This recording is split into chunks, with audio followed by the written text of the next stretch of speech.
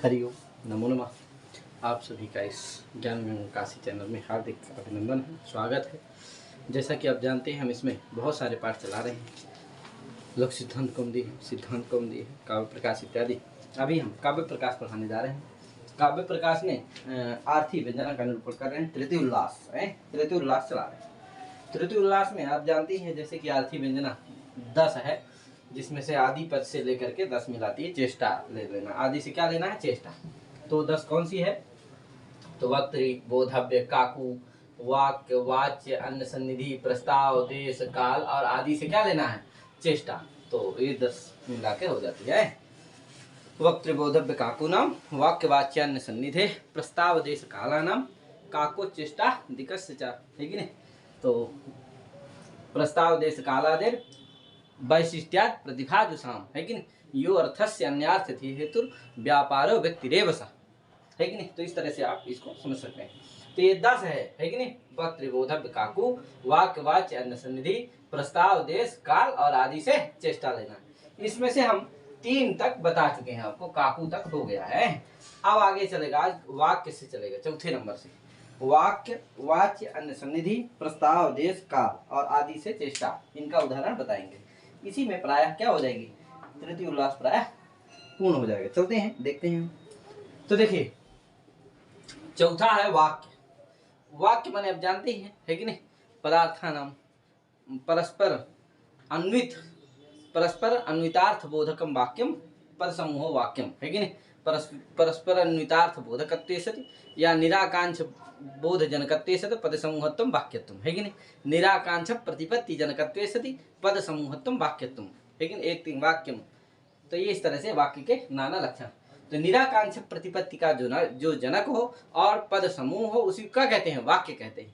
तो निराकांक्ष प्रतिपत्ति जनकत्वे सति पद समूहत्वम वाक्यत्वम, ये जाने रहेगा।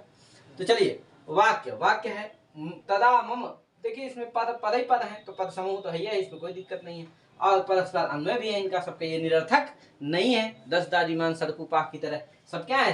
अन्वित है, परस्पर अन्वित पद है। तो देखो, तदा मम गंडस्थल निमग्नाम दृष्टिम नानैसीरन्यत्र इदानीं तो सैवाहम तौ च कपोलौ न सा दृष्टि ही। ये कहती, नायिका कहती है अपने नायक के प्रति कि हे वो जो प्रच्छन्न कामुक नायक है, अर्थात जिसके अंदर कामुकता आदि क्या है? गुप्त है। प्रच्छन्न कामुक नायक से कहती है कौन? नायिका। क्या कहती भैया? कि तदा मम गंडस्थल निमग्नाम दृष्टिम नानैसी अन्यत्र, अन्यत्र नानैसी दृष्टिम, अन्यत्र नानैसी है। अन्यत्र मैंने दूसरी जगह है, अनैसी मैंने ले जाना, दृष्टि को, दृष्टि मैंने देखने, दृष्टि मैंने दर्शन देखना, उसको अन्यत्र नहीं देख रहे थे तुम। कब कब? तदा, जब कोई नायिका बैठी थी। यहाँ समझिए थोड़ा सा तात्पर्य को, कि कोई नायक है, अपनी नायिका है उसकी, लेकिन वो जो है उपनायिका जो कोई है उसमें आसक्त है। अतः उपनायिका की जो प्रतिबिंब है वो नायिका में पड़ रही थी। तो नायिका के कपोलों को, गालों को क्या कर रहा था? नायक देख रहा था। समझिए, उसका गाल दर्पण की तरह था, जिसमें उसके उपनायिका जो जिसको चाहता था नायक, उसका प्रतिबिंब उसमें पड़ रहा था। अतः नायक बड़े प्रेम के साथ, बड़े आनंद के साथ उस नायिका के कपोलों को देख रहा था। लेकिन वो क्या हो गई? जैसे वो उपनायिका जो थी, है कि नहीं, जिस पर वो आसक्त था, वो जैसे चली गई, वैसे वो कपोल थे, वो नायिका भी थी, लेकिन उसकी दृष्टि उसके कपोलों पर नहीं थी। इधर उधर ताकने लगी, इधर उधर देखने लगी। अतः यहीं नायिका कहना चाह रही है कि तुम जो है ठीक ठाक नहीं हो, किसी दूसरे में आसक्त हो, अपनी आदतें सुधार लो, सुधर जाओ, नहीं तो मैं छोड़ के चली जाऊंगी, है कि नहीं? तो ये सब कहना चाह रही। देखिए, तदा उसी कह रहे, जब वो थी, तदा मम गंडस्थल निमग्न, मेरे गंडस्थल में निमग्न थी तुम्हारी दृष्टि, है कि नहीं? मम गंडस्थले निमग्ना या दृष्टि, है कि नहीं? मम गंडस्थल निमग्नाम दृष्टि, मम मेरे गंडस्थल कपोलों में निमग्न जो दृष्टि थी वो अन्यत्र नानैसी, अन्यत्र तुम नहीं ले जाते थे। लेकिन जब वो चली गई तब कहती है इदानीम सैवाहम, उसके जाने पर भी मैं वही हूँ, सैवाहम मैं वही हूँ, तौज कपोल, और मेरे कपोल भी, गंडस्थल भी वही हैं। नसा दृष्टि ही, लेकिन तुम्हारी दृष्टि वहां नहीं है जहां थी, इस समय कहीं दूसरी जगह देखने लगे। इसका मतलब है कि तुम हमको नहीं देख रहे थे, हमको नहीं तुम चाह रहे थे, किसी दूसरे को ही देख रहे थे, इसलिए तुम सुधर जाओ, ये कहना चाह रही है कि नहीं। वही लिखा देखो यहाँ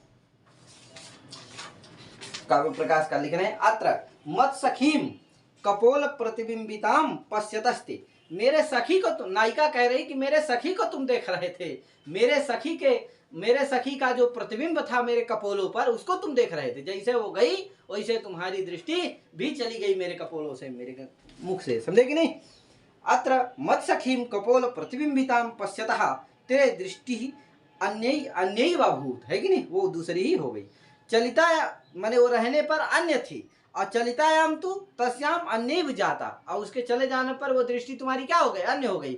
यानी जब थी तब मेरे कपोलों देखते थे, जब चली गई तो नहीं देखते, तो अन्य भूत इति प्रच्छन्न कामुकत्वम ते इति विद्यते, इसलिए तुम गुप्त कामुक हो, तुम ठीक ठाक आदमी नहीं हो, प्रच्छन्न कामुकत्वम अत्र विद्यते। तो इस तरह से ये अब क्या हो गया, वाक्य का उदाहरण हो गया, पूरा वाक्य ही है, पदसमूहत्वम वाक्यम, निराकांक्ष प्रतिपत्ति का जनक है, अतः निराकांक्ष प्रतिपत्ति जनकत्व सति पदसमूहत्वम वाक्यत्वम। ध्यान रखिएगा, वाक्य और वाच्य के एक उदाहरण हो सकते हैं, क्योंकि वाक्य है तो वाच्य भी रहेगा, वाक्य से वाच्य क्या होता है, अर्थ होता है, वाक्य क्या शब्द है, बोधक है उसका, है कि नहीं, तो वाक्य और वाच्य एक ही हो सकते हैं। उसी तरह वक्तृ या बोधव्य, जहां वक्ता रहेगा वहां बोधव्य भी रहेगा, प्रतिपाद्य भी रहेगा ही, क्योंकि वक्ता उच्चारण करता है शब्द का, किस लिए, क्योंकि जिससे अर्थ का बोध हो जाए, सामने वाले को अर्थ का बोध हो जाए, इसीलिए शब्द का उच्चारण किया जाता है। तो वक्ता जैसे उच्चारण करेगा तो बोधव्य रहेगा कि नहीं रहेगा, अतः बोधव्य, वक्तृ और बोधव्य के भी उदाहरण एक ही बन सकते थे, वाक्य और वाच्य के भी एक ही बन सकते थे, लेकिन दोनों को कहने का मतलब यह है कि वक्ता के प्रधानता के अभिप्राय से लेकर के वक्ता का उदाहरण समझ लेना, बोधव्य की प्रधानता के अभिप्राय से बोधव्य का उदाहरण समझ लेना, वाक्य की प्रधानता के तात्पर्य से वाक्य का उदाहरण है, और वाच्य की प्रधानता को लेकर के वाच्य का उदाहरण बन जाएगा, समझे कि नहीं। तो इस तरह से इनके उदाहरण आपको समझ लेना चाहिए, इसीलिए अलग अलग दिया। आगे और कहेंगे कि यद्यपि 2-3 मिला के एक का उदाहरण हो सकता है, 2-3 का एक ही उदाहरण हो सकता है, लेकिन फिर भी क्या कर दिया, बार बार सबका उदाहरण प्रसंगात सबका उदाहरण दे दिया है। तो ये हो गया वाक्य। अब आया वाच्य, किसका वाच्य, वाच्य का दिया, उद्देश्योयम सरस कदली श्रेणी शोभातिशयाई कुंजोत्कर्षांकुरित रमणी विभ्रमो नर्मदायाः किंचयि तस्मिन् सुरत सुहृदस् तन्विते वान्ति वाता एषामग्रे सरति कलिता कांडकोपो मनोभूः।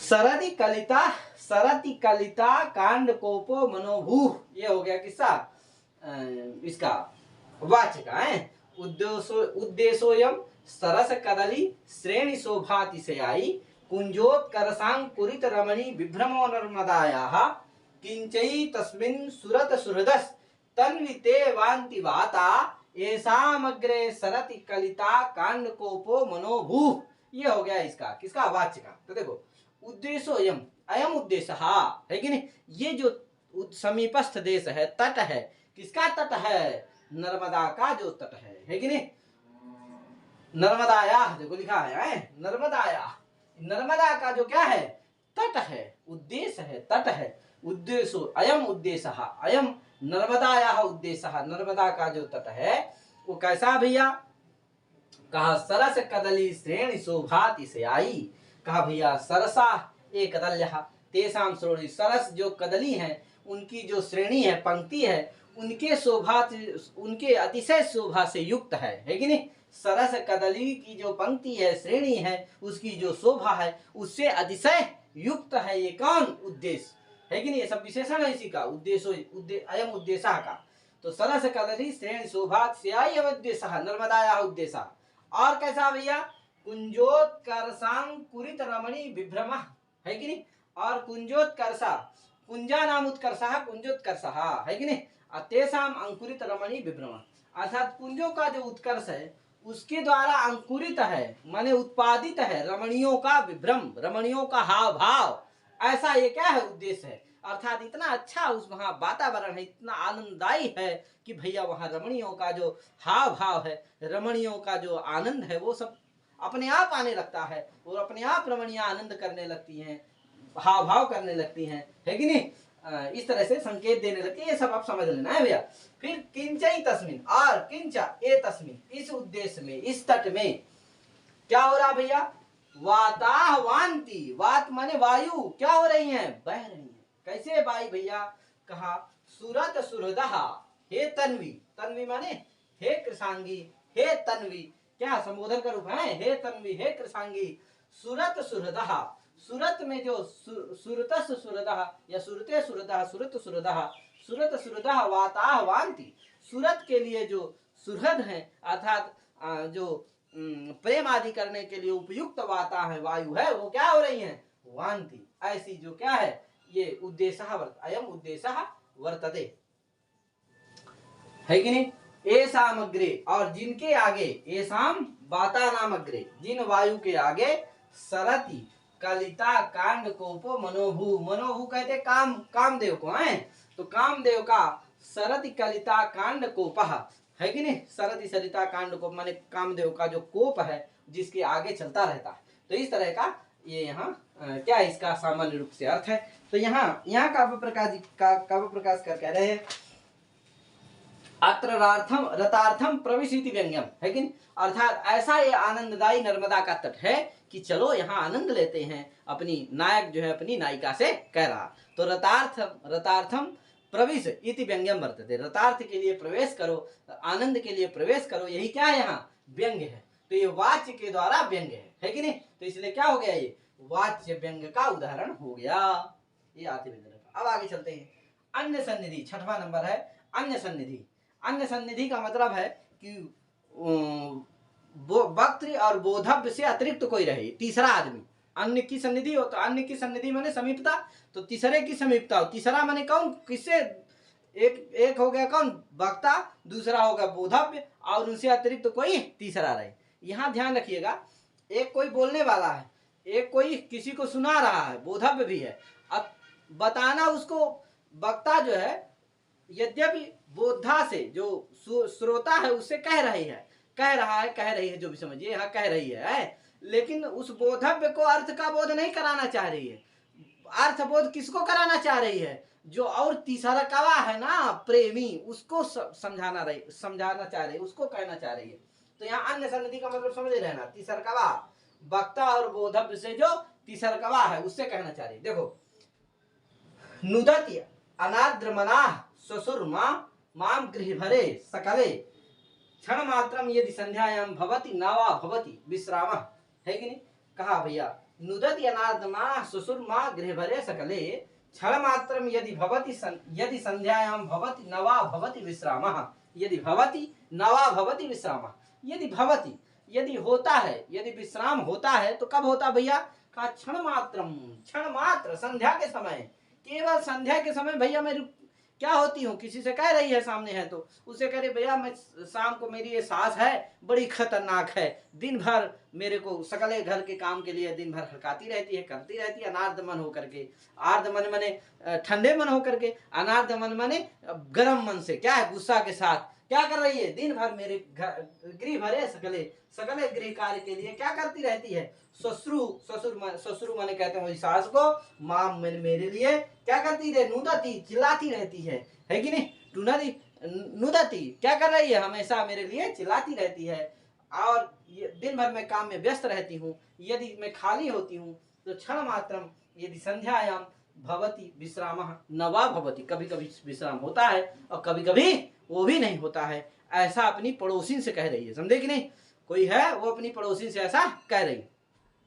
लेकिन यहाँ जो वो नायिका है वो पड़ोसी अपनी सखी से कहने, सखी को बताना तात्पर्य नहीं है उसका मतलब है और जो सुन रहा है, बैठा आया है चाय पीने, कौन, प्रियतम, उसको बताना है कि भैया मैं साझे को क्या कर सकती हूँ, फोन कर सकती हूँ, शाम के ही समय में मिल सकती हूँ, बाकी मेरे पास समय नहीं है, इसलिए तुम शाम को सावधान होकर के रहना, मैं कभी भी, मेरा फोन आ सकता है, कभी भी मैं मिलने आ सकती हूँ, इस तरह से उसको बताना चाह रहे। तो यही यहाँ व्यंग्य है, समझ गए कि नहीं। वही यहाँ लिखे हैं क्षण अत्र संध्या संकेत काल इति तटस्थम प्रति कयाचित द्योत्यते, कोई है वो क्या करिए, संध्या का समय ही संकेत काल है, यानी संध्या के समय ही मिल सकती हो जा सके, यही क्या है यहाँ व्यंग्य है। ठीक है भैया, तो ये क्या हो गया अन्य सन्निधि का। ठीक है भैया, अब आया प्रस्ताव। प्रस्ताव माने होता है प्रकरण, प्रस्तावो नाम प्रकरणम। प्रस्ताव किसको कहते हैं, प्रकरण को। तो प्रकरण का उदाहरण है श्रूयते समागमिष्यति तव प्रियोद्य प्रहर मात्रेण एवं एव। प्रस्ताव, प्रस्ताव का देखिए अब आया प्रस्ताव, श्रूयते समागमिष्यति तव प्रियोद्य प्रहर मात्रेण एवं एव किमिति तिष्ठति तत्सखी सज्जय करणीयम। ये हो गया प्रस्ताव को। प्रस्ताव माने क्या होता है, प्रकरण। ध्यान रखिएगा, प्रस्ताव माने प्रकरण, प्रकरण। तो प्रस्ताव का मतलब है प्रकरण। अब देखिए यहाँ प्रकरण के द्वारा क्या कह रही है, एक कोई सखी है, वह अपने दूसरी सखी से, यानी प्रियतमा है, नायिका है, उससे दूसरी सखी कह रही, क्योंकि सखी जो है मित्र जो होते हैं वो आपस में एक दूसरे की बातें जानते रहते हैं, एक दूसरे के विषय में जानते रहते हैं। तो दोनों सखी हैं, उन दोनों का जो प्रिय है वो प्रदेश में रहता है, तो खूब आनंद लेती हैं। यहाँ पर आनंद टाकीज में जाती है, पिक्चर देखती हैं, इधर जाती उधर जाती, अपना आनंद लेती है। अब क्या है, उस दिन पति को आना था तो उसको याद नहीं था, तो जो दूसरी सखी थी उसकी वो रोक रही थी कि भैया आज तुम्हीं से सुनी थी मैं कि तुम्हारा पति आज आने वाला है, अतः क्या करो दूसरी जगह जाना ठीक नहीं है, दूसरे के साथ आनंद लेना ठीक नहीं, आज घर में ही रहो और खूब काम करो, जिससे पति देख करके आए, देखे कहे अरे राम रे क्या है, मेरी पत्नी तो कितनी अच्छी है, पूरा घर उठाई हुई है, पूरा घर संभाली हुई है, गृह लक्ष्मी है कि नहीं। तो इस तरह से होती हैं बहुत सारे लोग, बहुत सारे अच्छे भी होते हैं। तो इस तरह से देखिए वही कह रहे श्रूयते समागमिष्यसि तव प्रियोद्य, श्रूयते समागमिष्यसि तव प्रियोद्य प्रहर मात्रेण, है कि नहीं। प्रहर मात्रेण माने कुछ ही समय में क्या हो जाएगा, तव प्रिय अद्य, अद्य माने आज, तव माने तुम्हारा, प्रिय समागमिष्यति, समागमिष्यसि, समागमिष्यति, समागमिष्यति माने आएगा, इति श्रूयते, ऐसा मैं सुन रही हूँ, सुनी हूँ, है कि नहीं। एवं एवं, इसलिए तुम एवं एवं किमिति तिष्ठति, एवं एवं किमिति तिष्ठति, इस तरह से तुम क्या बैठी हुई हो, तत् सखी, हे सखी, तत् सज्जय करणीयम, इस तरह से तुम क्या करो, सज्जय करो, अर्थात अच्छे से घर का काम धाम करो, अथवा अपना श्रृंगार करो, ठीक से रहो, पति के लिए तैयार रहो, ये कहना चाह रही। अर्थात इससे यही व्यंग्य है कि आज उपपति के पास अथवा दूसरी जगह आनंद लेने लायक नहीं है, बाहर जाना ठीक नहीं है, यही यहाँ कहना चाह रही है। इसीलिए देखिए काव्य प्रकाश लिख रहे हैं कि यहाँ व्यंग्य अर्थ क्या है, तो लिखे अत्र उपपतिम प्रत्यभिसर्तुम प्रस्तुता न युक्तम इति कयाचिन निपार्यते, है कि अत्र उपपतिम प्रत्यभिसर्तुम प्रस्तुता न युक्तम इति कयाचिन निवार्यते। कोई जो है क्या कर रही है, उपपति के साथ अभिसार करना, उसके साथ आनंद लेना जाना ठीक नहीं है, ऐसा निवारण करती है। तो ये हो गया क्या प्रस्ताव का। आगे आया देश। देश माने जानती है प्रदेश आदि, जहाँ छोड़ करके प्रिय क्या हो, प्रियतमा को अपने प्रिय कहाँ जा रहा है, प्रदेश जा रहा है कमाने, तो वो जाना ठीक नहीं है, क्या करना, उसी के लिए कह रही है। देखो प्रदेश आदि लेना है, तो देखो अन्यत्र यूयम, सॉरी देश माने क्या होता है, वो तो बसंत का उदाहरण है, सॉरी क्या है, बसंत काल का उदाहरण है। तो ये देश का मतलब है कि स्थान विशेष, है कि नहीं, देशो नाम स्थान विशेषा। तो देखो स्थान का है कि अन्यत्र यूयम कुसुमावचयम क्रुद्धम अत्रास्मि करोमि सख्या नाहम हि दूरम भ्रमितुम समर्था प्रसीदतायाम रजितोंजलिर्वह, है कि नहीं। तो देखिए ये कह रही है, जो सखी है वो कह रही है कि मैं दूसरी जगह, एक बगीचा है, उद्यान है, उसी में फूल तोड़ने बहुत सारी सखियां गई हैं, उसमें एक जो सखी है वह कह रही है अपनी दूसरी सखियों से कि हे सखियां, मैं दूसरी जगह दूर जाने में समर्थ नहीं हूँ, यहाँ मैं यहीं बैठ करके पुष्प तोड़ूंगी, यहीं मैं पुष्प तोड़ूंगी, तुम लोग दूसरी जगह जाओ, और इस तरह से वो कह रही। तो देखिए यहाँ अन्यत्र यूयम कुसुमावचयम क्रुद्धम, यूयम अन्यत्र कुसुमावचायम क्रुद्धम, है कि नहीं। तुम लोग क्या करो, दूसरी जगह जा करके कुसुम को तोड़ो, कुसुम का वचन करो। अत्रास्मि करोमि सख्या, अस्मि जो है अस्मदर्थक अव्यय है, विभक्ति प्रतिरूपक अव्यय है, अस्मि माने अहम, अत्र करोमि, हे सख्या अत्रास्मि करोमि, मैं हे सखियों मैं क्या करूंगी, यहाँ करूंगी, तुम सखियां कहाँ जाओ, अन्यत्र यूयम, तुम सखी सब कहाँ जाओ, अन्यत्र कुसुम का अवचन करो। नाहम ही दूरम भ्रमितुम समर्था, मैं जो है अहम ही दूरम भ्रमितुम समर्था ना, मैं दूर भ्रमण करने में समर्थ नहीं हूँ, इसलिए मैं यही क्या करती हूँ, इसलिए तुम्हारे में रचितो अंजलि वह युष्माकम रचिता अंजलि, मैं हाथ जोड़ रही हूँ कि तुम क्या करो, प्रसन्न हो और दूसरी जगह जाओ।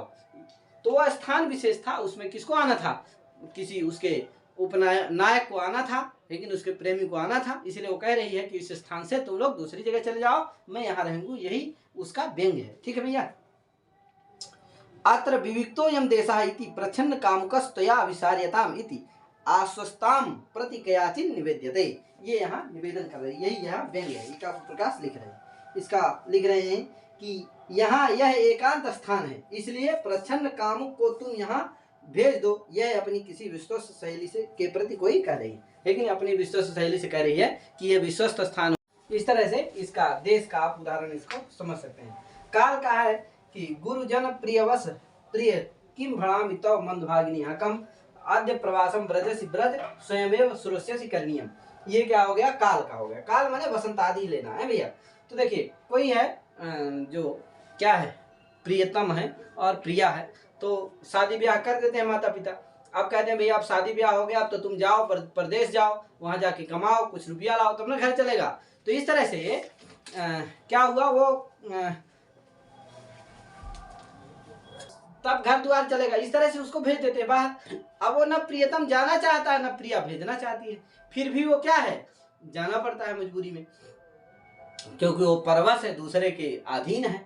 तो वही कह रही है, जो प्रियतमा है, नायिका है, वह कह रही है अपने नायक से कि हे प्रिय गुरु जन परवश प्रिय, गुरु जन के परवश जो प्रिय तुम्हें, किम भणामि मैं क्या बोलूं, तब मैंने तुम्हें मंदभागिनी आहकम, आहकम मैंने मैं, मंदभागिनी तुम्हें क्या बोलूं, आद्य प्रवासम ब्रजसी, तुम आद्य मैंने आज प्रवास जाना चाहते हो तो जाओ ब्रज, स्वयमेव श्रोष्यसि करणीयम, स्वयं सुनोगे तुम, जो करणीय होगा मेरे योग्य जो मेरे द्वारा जो किया जाएगा उसे तुम स्वयं सुनोगे। अर्थात तुम अगर गए तो मैं यहाँ क्या कर लूंगी, कुछ उटपटांग का कर लूंगी, जिससे तुम, मैं रहूंगी ही नहीं संसार में। तो इस तरह से यहाँ ये कहना चाह रहे, अर्थात वो जाने नहीं देना चाह रही। तो यहाँ व्यंग्य क्या है, तो उसके लिए काव्य प्रकाश कर रहे हैं कि अत्राद्य मधु समय यदि ब्रजसि तदाहम तावत न भवामि, अत्राद्य माने आज, मधु समय में यदि तुम ब्रजसि तुम अगर गए तो तदाहम तावत न अहम तावत न भवामि, मैं तुम्हारी नहीं होंगी, है कि नहीं, तब तो न जानामि गतम, तुम्हारा मैं नहीं जानती हूँ लेकिन मैं तुम्हारी नहीं होंगी, यही क्या है यहाँ व्यंग्य है। तो ये किसका हो गया, काल का हो गया। तो काल का उदाहरण हो गया। अब आगे आदि ग्रहण से चेष्टा भी लेना है, आदि ग्रहण चेष्टा दे, चेष्टा का उदाहरण देखिए, इसमें लिखा हुआ है तत्र चेष्टाया यथा, अर्थात चेष्टा से कुछ व्यंग्यार्थ का बोध होता है, चेष्टा के द्वारा भी व्यंग्यार्थ होता है, चेष्टा भी व्यंग्य अर्थ का बोधक होता है, लेकिन उसका उदाहरण दिया यथा द्वारोपांत निरंतरे मयितया सौंदर्य सारश्रिया प्रोल्लास्योरुगम परस्पर समासक्तम समासादितम आनीतम पुरतः शिरोंसुकमधः क्षिप्ते चले लोचने वाचस्तत्र निवारितम प्रसरणम संकोचिते दोर्लते। फिर से एक बार बोल दे रहा हूँ, द्वारोपांत निरंतरे मयितया सौंदर्य सारश्रिया प्रोल्लास्योरुगम परस्पर समासक्तम समासादितम आनीतम पुरतः शिरोंसुकमधः क्षिप्ते चले लोचने वाचस्तत्र निवारितम प्रसरणम संकोचिते दोर्लते।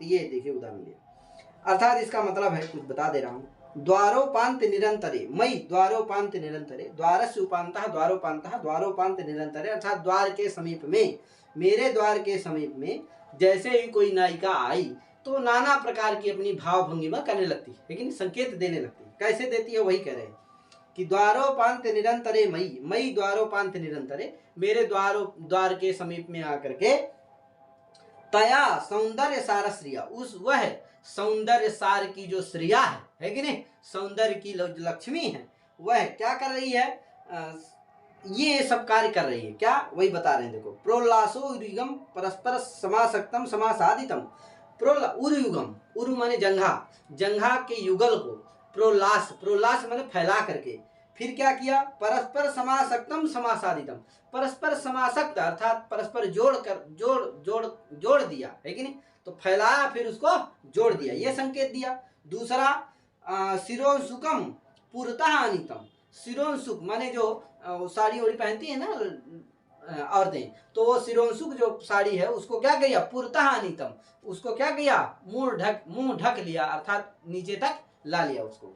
और क्या किया, चले लोचने अधा छिपते, और चले माने चंचल, जो लोचन है कि नहीं, नेत्र हैं, उनको क्या अधा छिपते अर्थात शर्मा गई, नीचे कर लिया। और ये सब संकेत हैं भैया, हैं जो उसके चल लोचन है, क्योंकि ऐसे तो लड़ जाती है, लेकिन इसके सब के द्वारा कुछ संकेत देना चाह रही हो, संकेत दे रही है। तो चले लोचने अधा छिपते, अधा मन नीचे, छिपते मन नीचे कर लिए। फिर और वाचस तत्र निवारितम प्रसरणम, और भैया वाचस तत्र निवारितम प्रसरणम, वाचः प्रसरणम तत्र निवारितम, और वाचः माने वाणी का, प्रसरण माने बोलना क्या कर लिया, निवारण कर लिया, अर्थात सखियों से बोलना बोलना कम कर दिया, शर्मा गई तो कम बोल रही है, ये थोड़ी कि यार खुला ऐसे बोल रही है कि नहीं, तो कम बोल रही है। वाचस तत्र प्रसरणम, वाचस तत्र निवारितम प्रसरणम है। और क्या किया, संकोचिते दोरलते, दो माने होता है बाहु, बाहु रूपी लता रूपी जो बाहु है कि नहीं, दोरलते लता रूपी जो बाहु हैं, दो माने बाहु, उनको संकोचिते, उनको समेट लिया, अपने शरीरों को उनको समेट लिया। इस तरह से वह क्या, तो लक्ष्यार्थी भी व्यंजक है, व्यंग्यार्थी भी व्यंजक होता है, इसका भी उदाहरण आपको स्वयं खोजना है। ये तो वाच्यार्थ व्यंजकत्व का उदाहरण दे दिए, ठीक है भैया। अब आगे देखिए लिखा इसमें कि कारिका के द्वारा शब्द प्रमाण वेद्यो अर्थो विनक्ति अर्थांतरम यतः अर्थस्य व्यंजकत्वे तत्शब्दस्य सहकारिता। इसमें बताया गया है कि जैसे अर्थ व्यंजक होता है, माने वाच्यार्थ व्यंजक है, लक्ष्यार्थ व्यंजक है, व्यंग्यार्थ व्यंजक है।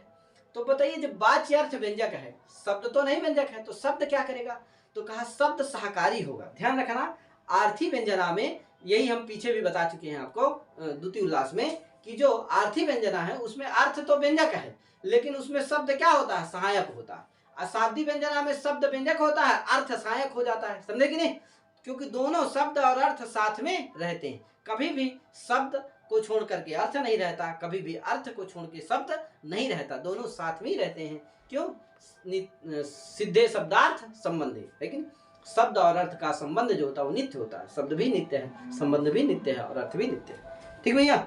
तो इसीलिए जब शाब्दी व्यंजना में अर्थ सहायक होता है, आर्थी व्यंजना में शब्द सहायक होता है, ठीक, वही चीज लिख रहे हैं कि शब्द प्रमाण वेद्य अर्थ, शब्द प्रमाण के द्वारा, प्रमाण 3 होते हैं, 4 होते हैं, प्रत्यक्ष अनुमान उपमान शब्द। तो प्रत्यक्ष, तो शब्द प्रमाण से जो वेद्य अर्थ होता है वही व्यंजक होता है, ये भी ध्यान रखना है।